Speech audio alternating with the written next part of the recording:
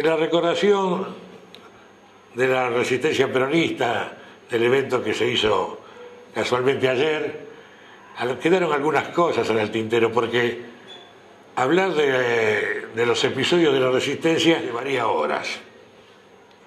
¿Por qué? Porque cada individualidad, cada componente de la resistencia es una impronta diferente. Todos hicieron algo por el regreso del general Perón, por la vuelta del general Perón, por la vuelta de la justicia social. Entonces nos hubiera llevado horas. Pero es indudable que hay hechos puntuales, importantes, interesantes, que sería bueno señalar. Por ejemplo, la toma de las Islas Malvinas por un grupo de jóvenes peronistas que tomaron un avión, se subieron en él, lo coparon, hicieron aterrizar en las Malvinas y ahí clavaron la bandera argentina. Es un hecho que realmente levantó el espíritu de la gente, motivó. Y bueno, ¿y cómo contestó el régimen? Contestó encarcelando. Cuando vuelven al continente los encarcelan.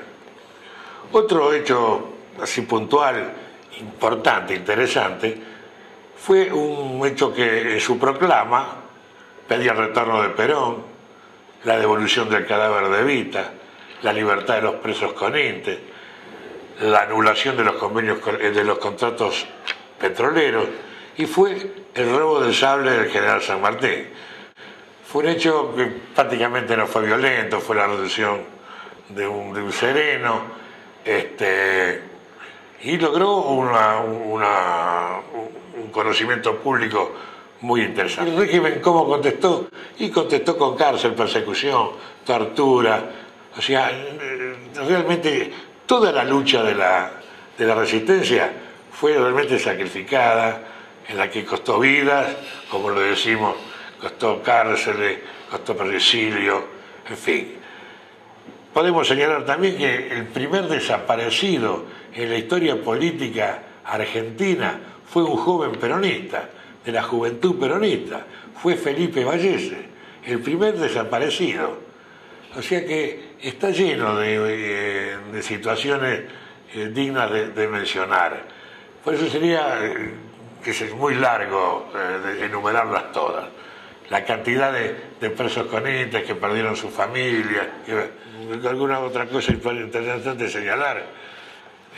Bueno, los paros generales sorpresivos que se hicieron. Hay que señalar que en algún sentido, no sé si está bien clasificado, pero la resistencia es como si fuera un hecho maldito de la historia, porque no está reconocida por los historiadores, por cómo debiera ser.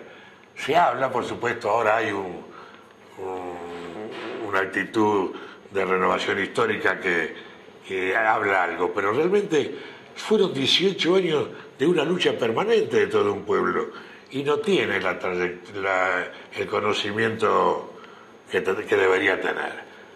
A cambio de otros que fueron en la historia 2 o 3 años de lucha, que más que servir de apoyo fueron para perturbar el movimiento peronista, provocaron más sinsabores que... No estoy hablando del grueso de ese sector que aparecieron en los años 70.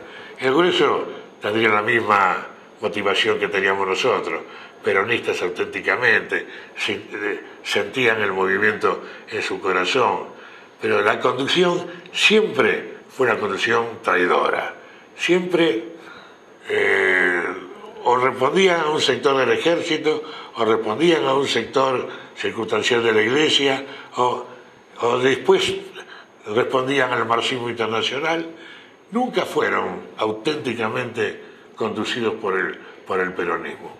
Estoy hablando de los grupos de conducción y no del grueso de los que adherían a esa.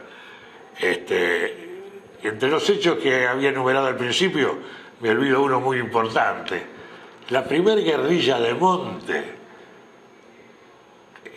fue en la Argentina, fueron los Uturuncos, que eran también miembros de la juventud peronista, que utilizaban el nombre de comandante Uturunco. Había varios comandantes Uturuncos y además esa lucha no necesitó a la CIA para ganar ni a la KGB para mantenerse. Concretamente era auténticamente nacional y se hizo mucho tiempo antes que a los caribeños se le ocurriera ese tipo de lucha. Estas son algunas de las cosas que olvidé mencionar.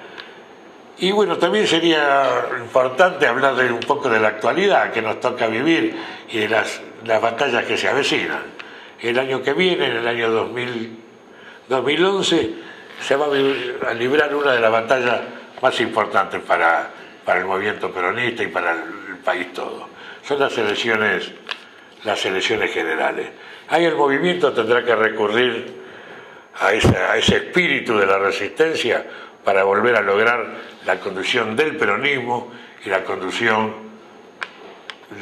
del país. Sin hipócritas que gobiernan. Y digo hipócritas porque mucha de la dirigencia actual que se rasga la vestidura hablando de los derechos humanos, descubrir los derechos humanos en el poder para sacar beneficio de ellos. Durante la lucha real de la resistencia y posteriormente a la resistencia, no se preocuparon por ningún detenido político. Los dos funcionarios principales de este proceso, marido y mujer, son abogados. Hubo, algunos dicen 30.000, otros dicen 9.000 desaparecidos. Vamos a suponer que hubo 30.000 o que hubo 9.000. No presentaron un solo recurso de amparo siendo abogados. Un solo recurso de amparo. Se dedicaron a hacer dinero. O sea, la hipocresía es lo que nos gobierna, más que otro tipo de situación. Entonces yo creo que en el 2011 hay que redoblar los esfuerzos militantes para lograr que el movimiento peronista auténtico, que cree en Perón, que cree en Eva Perón, que tuvo a Rucci como el mártir principal en esta lucha, recupere la fuerza y el espíritu para volver a luchar sinceramente por la justicia social, por la independencia económica y por la soberanía política, que son las banderas irrenunciables del movimiento peronista. Dejando de lado diferencias estúpidas y preocuparnos por lo principal, que es el retorno de la conducción para el peronismo. Creo que el año que viene se juega una batalla fundamental en ese sentido.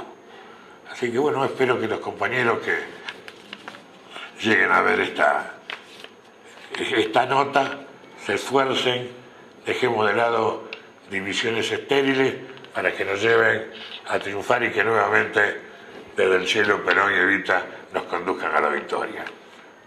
Muchas gracias.